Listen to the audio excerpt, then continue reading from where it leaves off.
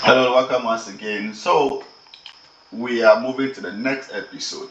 So in our previous episode, we created our agent and then we uploaded the knowledge base.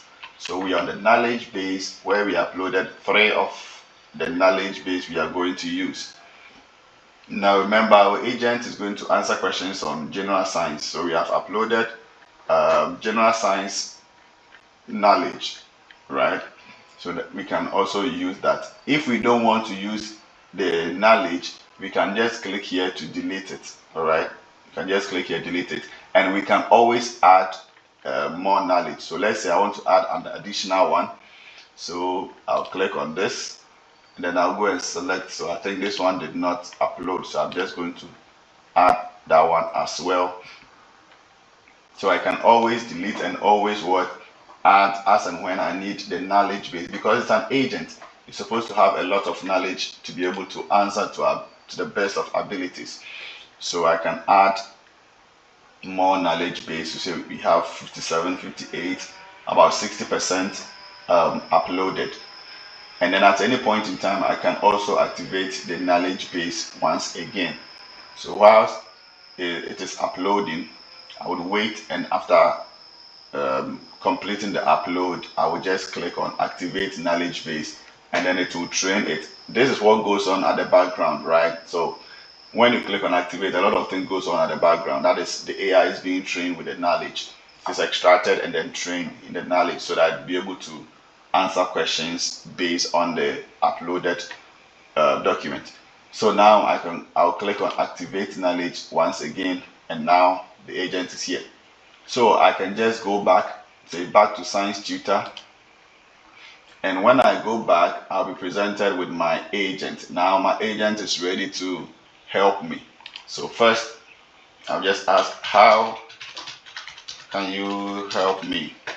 Right? So let me add it. It will formulate the response and tell me what it can do for me as a JHS1 student.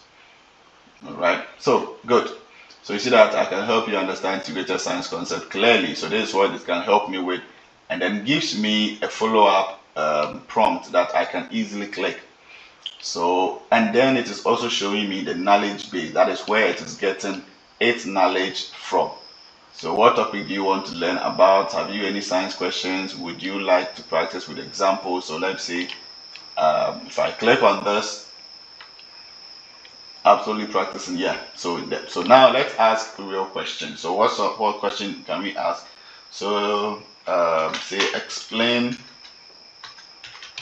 the concept of diffusion and osmosis.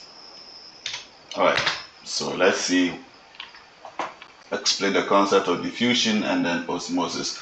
So our agent is going to work and then give me the response. So now explaining to me diffusion, what it means, its definition, the example. So imagine you add sugar to a cup of tea at first. Now this is an example that is related to our Ghanaian environment, adding sugar to a cup of tea. Now osmosis, it gives you the definition and then gives you an example about a plant, water moves, blah, and then gives you the summary of what the response is about. Now it follows up with a practice question. Can you think of another everyday example, diffusion osmosis? So the purpose of this is to foster learning. So now the agent is now throwing a question back to the student to be able to practice, right?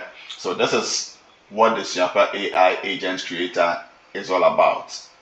Now at any point in time, you can still go ahead and then edit, add more knowledge, refine your prompt as and when you want. So I can just go back to agent. I'll click on edit, and then whatever information that I need to add again, I can still add. So this is what the agent is about.